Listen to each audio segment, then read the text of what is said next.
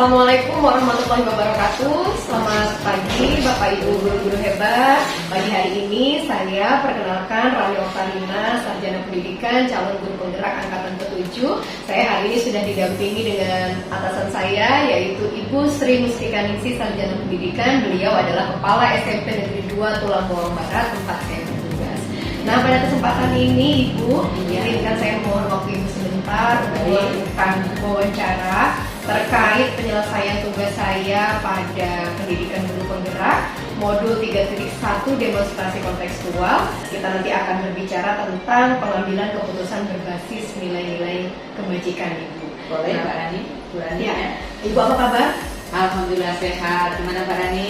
Sehat, alhamdulillah ya Bu. Nah, begini Bu, selama menjadi kepala sekolah tentunya sangat banyak sekali pengalaman yang sudah Ibu dapatkan, terutama terkait dengan bagaimana seorang pemimpin itu harus bisa mengambil keputusan-keputusan yang diterima oleh semua pihak ya Bu ya. Iya betul, Nah, betul sekali Mbak Rani. Ya, dan tentunya juga pasti pihak-pihak ini kan punya kepentingan-kepentingan tersendiri. Iya. Kadang sesuatu itu tidak bisa kita paksakan karena berbenturan dengan apa ya Bu ya, kepentingan banyak orang. Nah, yang kemudian menjadi bahasan unik nih Bu dalam modul ini, bagaimana kita bisa mengambil keputusan yang baik tentang sebuah dilema etika, kemudian juga tentang bujukan moral. Jadi dalam suatu kejadian yang di dalamnya itu ada dilema etika.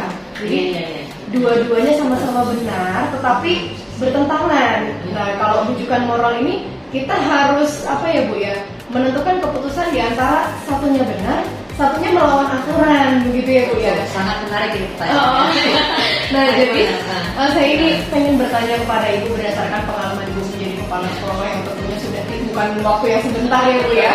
Ini kira-kira bagaimana sih cara Ibu mengidentifikasi kasus-kasus yang dia merupakan dilema etika atau juga yang dia merupakan rujukan moral gitu?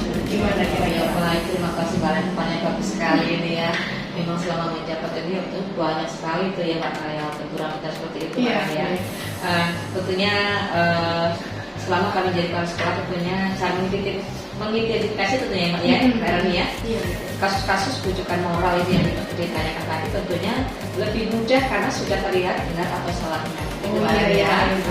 Yang jadi pegang utama mengidentifikasi adalah dengan berpegang teguh ya pada peraturan yang berlaku ya, atau norma-norma yang berlaku sesuai dengan jenis kasusnya itu barangnya. Soalnya kalau kita nggak berpegangan pada aturan nanti kita dikendalikan sama banyak pihak. Betul sekali ya. Sedangkan untuk dilema etika, cara saya mengidentifikasi adalah ya apabila muncul kasus itu barangnya yang memiliki kemungkinan moral yang sama-sama benar ya, tapi memiliki nilai-nilai saling bertentangan. Ini berani yang agak sulit ya Bu ya. Mencari jalan tengahnya, bisa solusinya begitu ya Mbak Rani ya. Apalagi sekolah kita ini kan sekolah yang besar ya Bu ya, dengan jumlah siswa yang sangat banyak, bisa dibilang nomor 1 itu Tulang Bawang Barat ya Bu ya. Tentunya ya pasti perlu apa ya Bu, analisis yang jauh terus menyelesaikan kasus-kasus yang tergolong bujukan moral atau dilema etika gitu ya. Nah, bagaimana sih Bu selama ini cara Ibu menjalankan pengambilan keputusan ya terkait yang pentingannya itu kalau sama-sama benar nih Bu dan sama-sama mengandung nilai kebajikan atau bisa kita bilang yang tentang dilema etika lah Bu. Nah itu Mbak Rani yang saya alami selama jadi kepala sekolah itu Mbak Rani ya. Jadi bukannya di sini saja ya, kami di sini menurut baru melanjutkan ya. Cara saya menjalankan pengambilan keputusan di sekolah tentunya dengan didasarkan atas rasa tanggung jawab, tanggung jawab dan berpusat pada siswa Mbak Rani. Itu yang utama dan paling utama. Ada yang utama kalau saya selama jadi kepala sekolah. Begitu Mbak Rani. Oh, luar biasa sekali. Jadi tentunya bisa kita garis bawahi keputusan ini menguntungkan siswa gitu ya Bu ya. Berpusat pada siswa, berpacu pada kemajuan peserta didik kita ya Bu ya. Nah Ibu, langkah-langkah atau prosedur seperti apa sih Bu yang biasa Ibu lakukan selama ini untuk mengambil keputusan yang bertanggung jawab itu? Ya, tentunya selama ini kami menjabat Mbak ini ya, ini ada langkah-langkah ya, langkah-langkah yang selalu saya lakukan di sekolah ya. Yang pertama itu melihat nilai-nilai yang bertentangan dalam kasus itu apa saja, itu barang ya. Jadi kasus apa yang bertentangan ya. Kemudian menentukan siapa saja yang terlibat, pihak mana saja yang terlibat, gitu ya. Nah, lalu mengumpulkan fakta-fakta dalam kasus ini, apa faktanya, benar gitu ya. Kemudian menguji keputusan terhadap kasus itu benar atau salah, itu melalui uji legal, uji publikasi, uji institusi atau regulasi. Ya, itu tentu ada langkah-langkah yang harus ditempuh, betul, nggak langsung menyelesaikan masalah itu saja. Langkah-langkah baru mengambil sebuah keputusan, ya. Nah, kemudian hal-hal apa saja sih Bu yang selama ini Ibu anggap efektif dalam pengambilan keputusan terkhusus kasus-kasus yang dia dilema etika gitu Bu? Untuk mengambil keputusan itu tentunya tidak kita lihat kasusnya, misalnya kasus itu krusial atau tidak, harus diselesaikan segera atau tidak. Yang misalkan itu membutuhkan suatu permasalahan harus segera diselesaikan, selesaikan saat itu. Tidak boleh menunda waktu. Benar. Tapi ketika itu masalah atau kasusnya itu, oh ini perlu melibatkan hati-hati ya, tentunya dia, oh ini harus terjadi pelanggaran ini, ya, mengundang pihak-pihak terkait, waktunya kapan kita selesaikan, itu Mbak Ania. Kira seperti itu Mbak Ania. Jadi kita harus pandai memilah ya Bu ya. Memilah kasusnya. Kita juga harus mengingat bahwa ini lembaga yang besar. Kita pasti punya stakeholder yang menaungi kita ya Bu ya. Jadi yang pasti keputusan itu kembali lagi tidak merugikan salah satu pihak begitu ya Bu ya. Terutama siswa. Iya, benar sekali. Luar biasa Ibu. Nah Ibu, kalau berdasarkan pengalaman Ibu selama menjabat ini, kira-kira ada tantangan-tantangan tersendiri nggak Bu untuk menyelesaikan kasus-kasus dilema etika ini?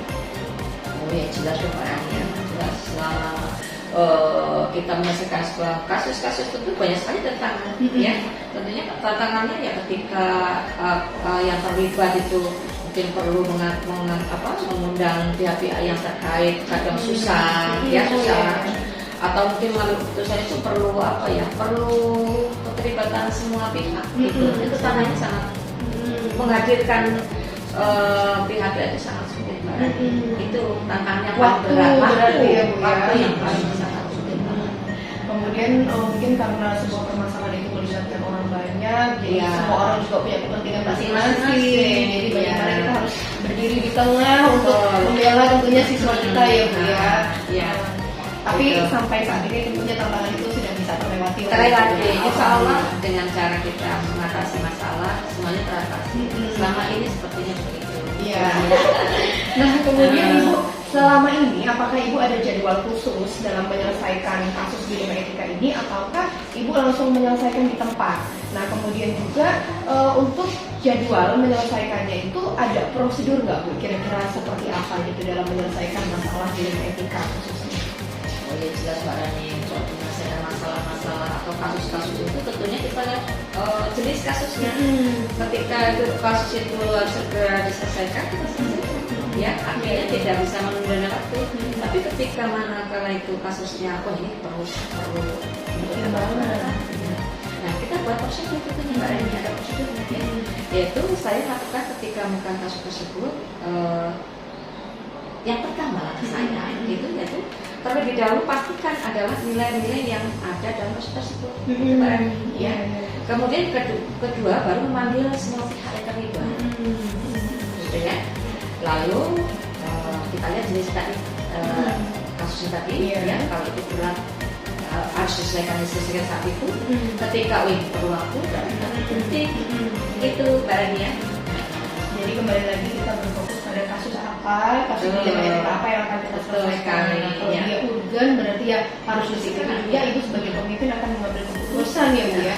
Tapi kalau misalnya itu masalah yang perlu pertimbangan dan memiliki efek besar bagi perkembangan institusi atau lembaga ini, berarti kita memang harus melibatkan pihak-pihak yang terkait untuk melakukan diskusi ya Bu. Dan membutuhkan waktu. Waktu yang pas ya.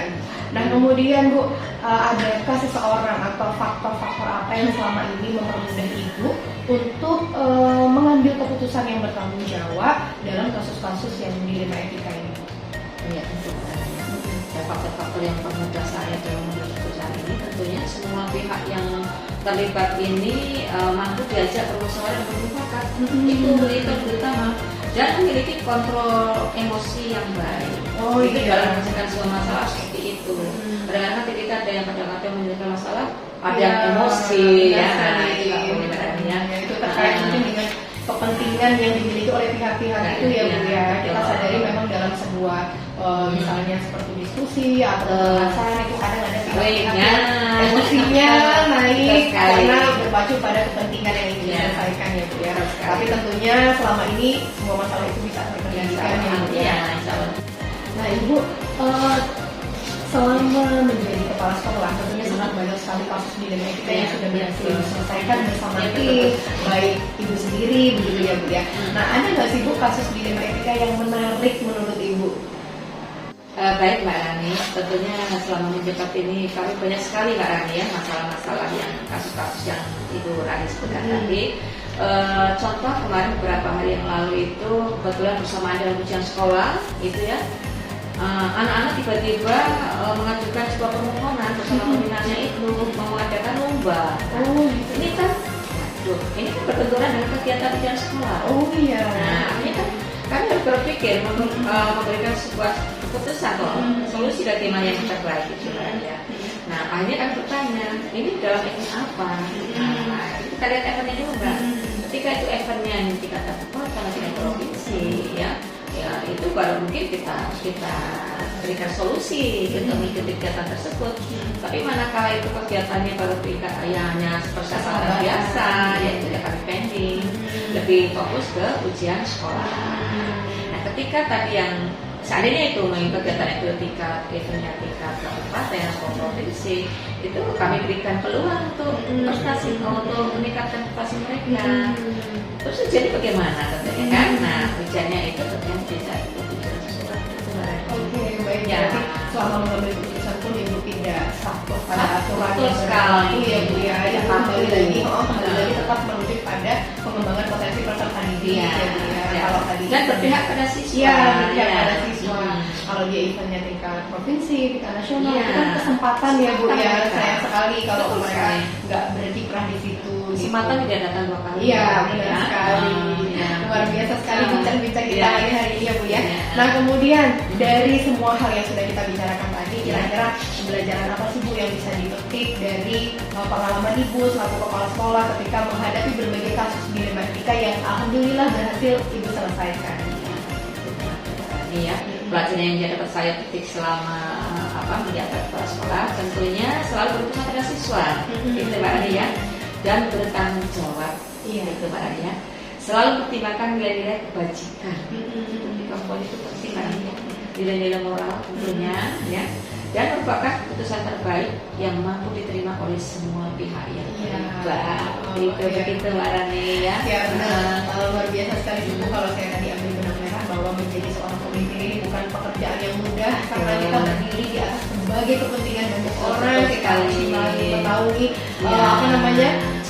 bawahan kita atau guru-guru kita dengan berbagai latar belakang ya Bu ya, dengan berbagai kepentingan dan alhamdulillah dari pembicaraan yang sudah kita lakukan ini banyak sekali manfaat yang bisa Rani ambil, yang semoga ini bisa menjadi pembelajaran yang bisa Rani terapkan, terkhusus saat Rani harus menyelesaikan kasus dilema etika di tupoksi Rani dalam bekerja sebagai ibu ya. Mudah-mudahan nanti bisa jadi pemimpin. Insya Allah.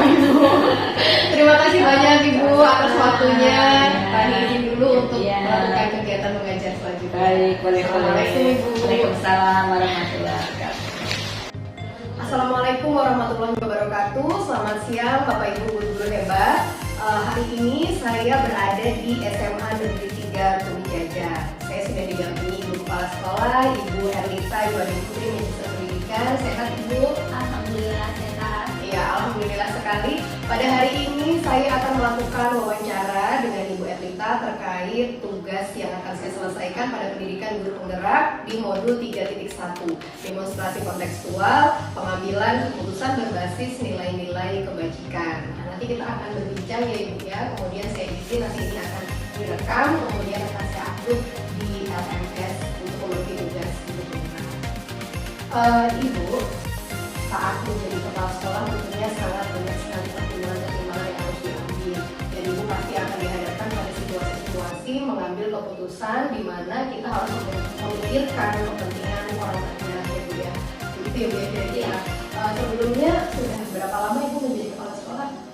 Kebetulan baru, jadi bulan Januari, tepatnya tanggal 13. Oh, Januari, jadi kurang lebih ada Januari 5 sekarang, bulan. belum sampai 3 bulan, bulan. sekitar 3 bulan. 3 bulan ya. Nah ini kan berarti pengalaman yang baru ya Bu ya dalam karir Ibu. Nah, ya Ibu selama menjadi kepala sekolah tentunya Ibu pernah dihadapkan pada situasi harus mengambil keputusan yang dia terkait dengan etika dan rujukan moral gitu ya Bu. Selama ini tidak pernah Bu menghadapi kasus-kasus dilema etika atau rujukan moral? Mungkin sih sudah ya, banyak Ya. makanya kita mungkin tidak bisa membedakan apakah itu dengan dilema etika atau rujukan moral. Iya, nah sebelumnya kan Bu dilema etika ini ketika kita harus dihadapkan pada situasi yang sama-sama benar tapi mereka saling berlawanan. Kalau dia rujukan moral itu situasi yang terang dia secara etika itu salah tetapi ada sesuatu kepentingan yang melandasi sehingga hal itu mungkin harus dilakukan. Mungkin pasti sudah pernah hadapi ya Bu ya situasi seperti ini.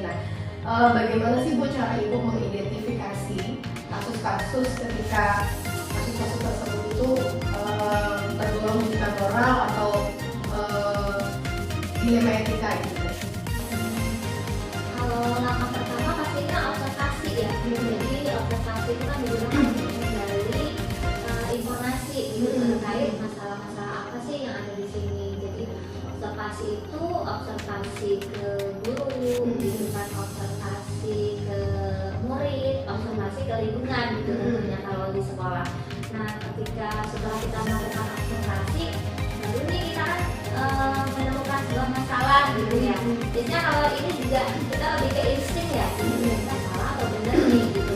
Tapi tentunya insting itu didukung dengan adanya kolaborasi dengan tim.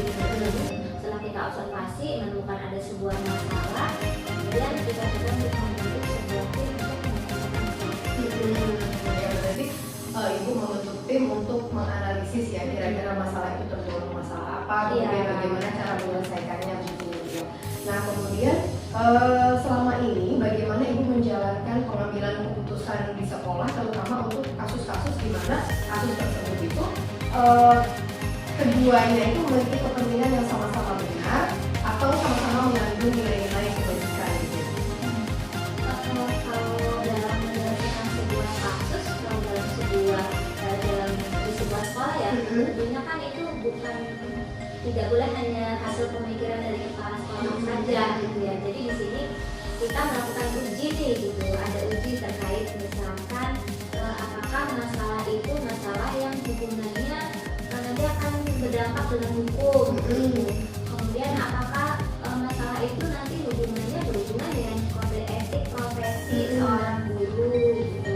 Kemudian apakah misalkan sebuah masalah itu nanti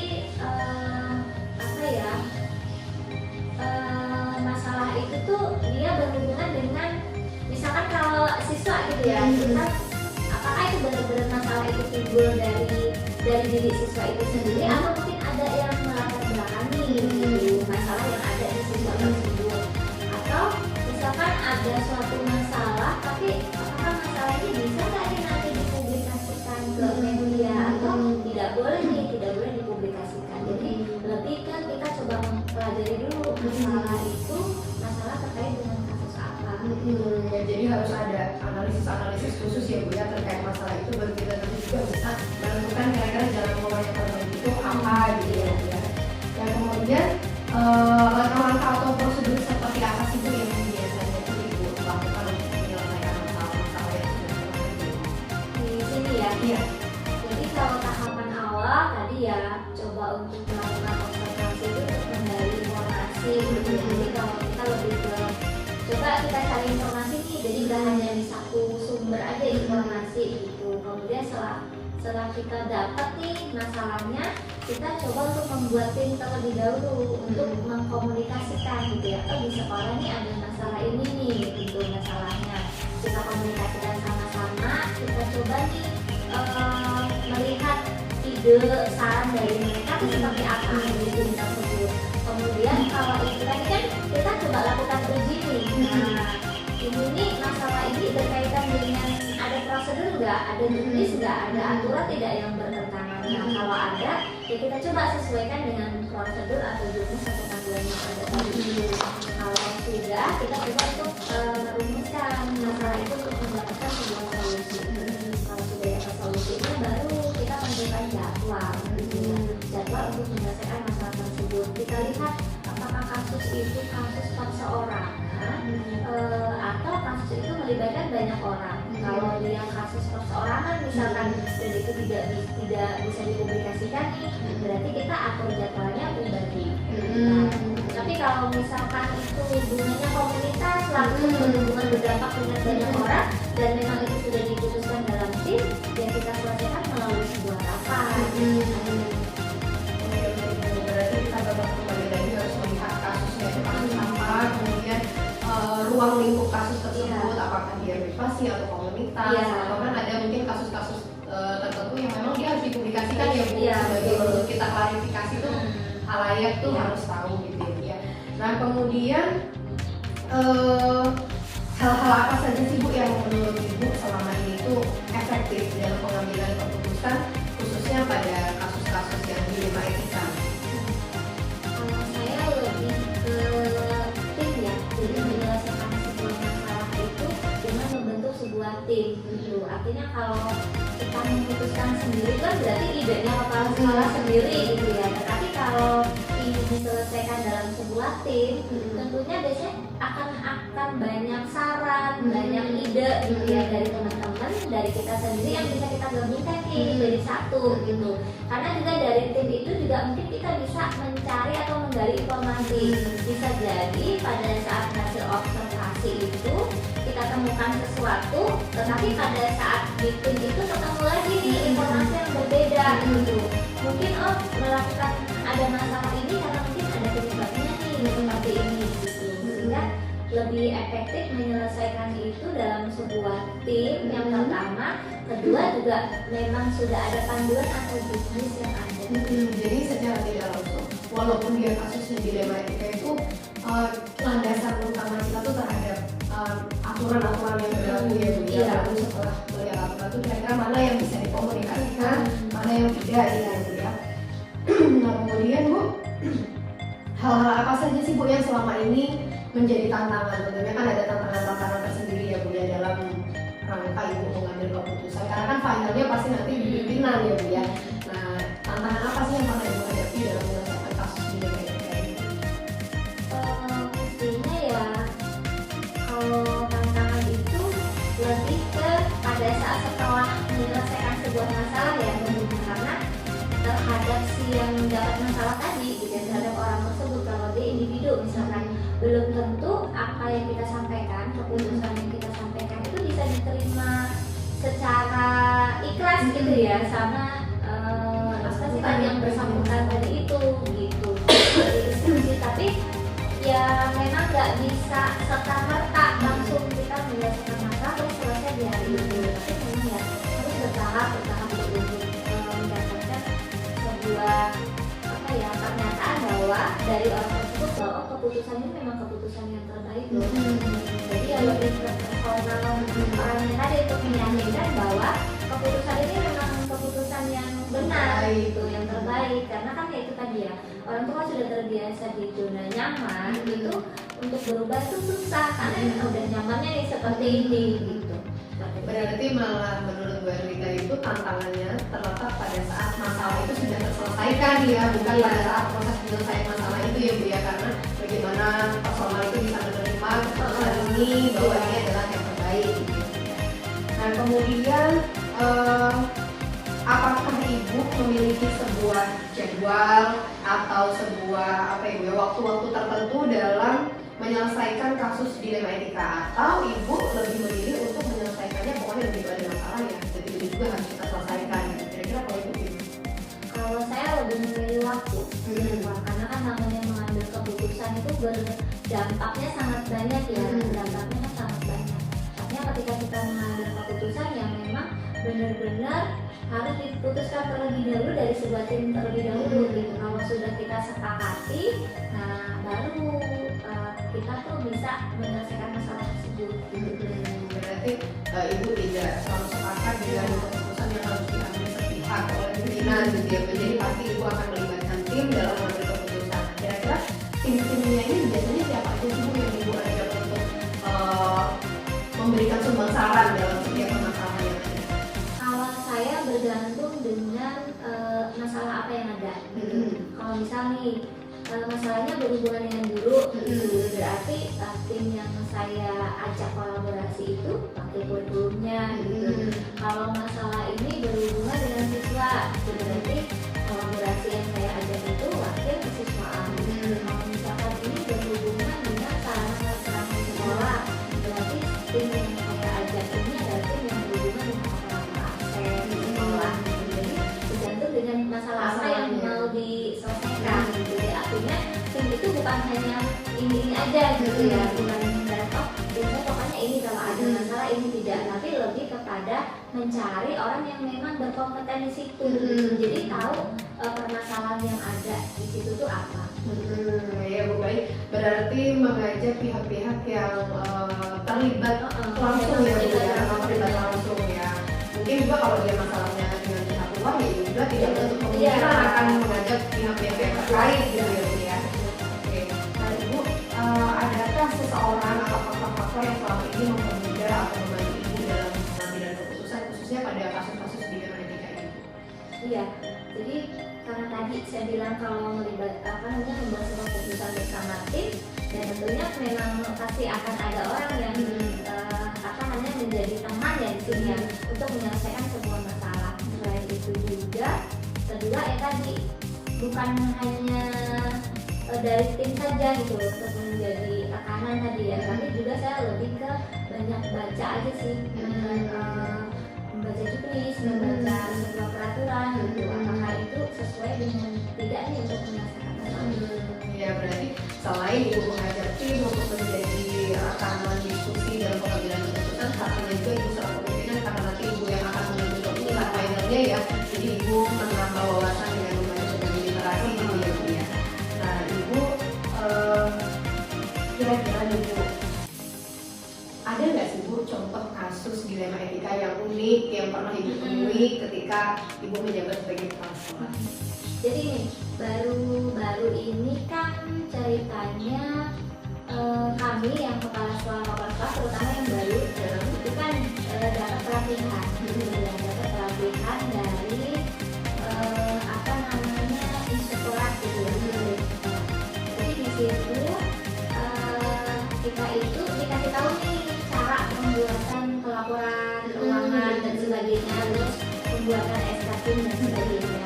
Jadi kemarin itu saya pelajari, kita tuh kan kalau di sekolah itu ada dana dari BOS, kemudian ada PSMPP gitu ya, dana dari masyarakat. Dana untuk PSMPP itu kan kita harus membentuk SK komite gitu. Jadi pada saat itu kita dapat wawasan karena saya kan kepala sekolah baru tadi ya, jadi dapat pemahaman sih di sini di pengurus SK untuk komite itu orang-orangnya harus terdiri dari ini saja gitu. Jadi kalau komite SK komite kemudian SK BOS itu memang sudah ada syaratnya seperti itu. Jadi ketika saya kembali ke sini, saya coba, tadi kan saya tadi selalu langkah awalnya kan observasi, nah saya coba nih observasi SK di sini nih kepengurusan seperti apa gitu. Jadi saya ada SK BOS, kemudian ada SK komite. Saya lihat dulu nih dari SK pengurusan BOS itu tadi. Oh ya sudah benar, tapi ada nih satu anggota yang ternyata di sini memilihnya orang tua, tetapi orang tuanya itu dari komite. Nah yang benar itu kan orang tua yang bukan dari komite. Ini gimana nih, kan sudah jalan nih, jalan pertama ya, mau dirubah atau tidak? Tapi kalau nggak dirubah kan jadi berlawanan dengan peraturan gitu ya. Tetapi kalau untuk harus merubahnya juga, kita kan nggak bisa kita sendiri nih, harus dengan kesepakatan. Maka pada saat itu saya kumpulin dulu tim, baik dari wakilnya, kemudian dari bendahara, kemudian saya coba bacakan. Jadi saya cari jurnal dulu, kemudian hasil informasi waktu pelatihan itu juga saya beritahu. Kemudian kita coba cari solusi nih untuk bagaimana cara mengganti orang ini. Kan kita mengganti juga harus punya alasan ya.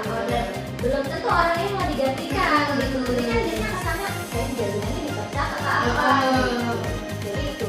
Jadi lebih enak kita komunikasi. Oh ya nggak apa-apa, nanti kita coba apa namanya undang gitu ya, teman-teman dari komunitasnya diundang untuk semuanya. Kemudian kita coba bicarakan untuk melakukan penggantian tersebut. Jadi ya akhirnya disepakati. Jadi memang satu kan memang dari komite, nah yang satu yang memang orang tua juga, yang anaknya di sini, tapi kan juga komite juga ada 2 orang. Yang satu dikeluarkan, kemudian diganti lagi 1 orang yang memang orang tua tersebut tidak terlibat di dalam komite. Menerima nggak dengan? Ya awalnya ya itu tadi ya yang saya bilang, kalau untuk menerima kan susah gitu. Tetapi karena di sini saya coba kerjasama kan melibatkan dengan komite yang lainnya ya. Jadi ya akhirnya teman-teman dari komite juga menjelaskan dan orangnya juga bisa menerima. Tapi alhamdulillah terselesaikan ya Bu ya. Karena kan memang kita tidak mengeluarkan dari tim komitenya, kita mengeluarkan dari SK bosnya, tapi orang tersebut masih ada di dalam tim komite. Ya, tapi secara tidak langsung kan terjadi dilema etika ya Bu ya. Pada saat Awalnya. itu merasa tidak enak, tapi ini satu sisi ini adalah aturan yang harus diterapkan gitu ya Bu ya. Nah Ibu Ernita, dari semua hal yang disampaikan tadi, kira-kira apa sih Bu pembelajaran yang bisa Ibu ambil terkait dilema etika? Kan pasti dilema etika ini nggak bisa berhenti kita hadapi sekarang, sampai nantinya pasti ada terus dan bentuknya akan bervariasi gitu. Dan kira-kira menghadapi kasus-kasus dilema etika ini apa intisari atau pembelajaran yang bisa Ibu ambil? Lebih ke komunikasi yang baik sih ya, kolaborasi dari tim yang baik itu untuk mencapai sebuah tujuan yang sama. Karena kan memang dalam satu sekolah itu kan kita tuh punya karakter yang berbeda-beda gitu ya. Ya itu tadi kalau apa namanya harus punya, kita harus bisa apa ya, menyamakan visi sama misi gitu ya. Kalau sudah menyamakan visi misi, kemudian bisa kolaborasi sama-sama, ya itu Jadi saya garis bawahi pembelajaran yang bisa diambil itu adalah komunikasi ya Bu ya. Karena dengan siapapun apapun masalahnya, kalau kita mampu berkomunikasi dengan baik, kita rasa semua bisa terselesaikan gitu ya Bu ya. Terima kasih banyak Bu Ernita atas waktunya. Obrolan kita ini sangat memberikan inspirasi, semoga bisa menjadi motivasi untuk saya dalam saya juga menyelesaikan permasalahan-permasalahan yang terkait dengan pendidikan. Mohon izin Bu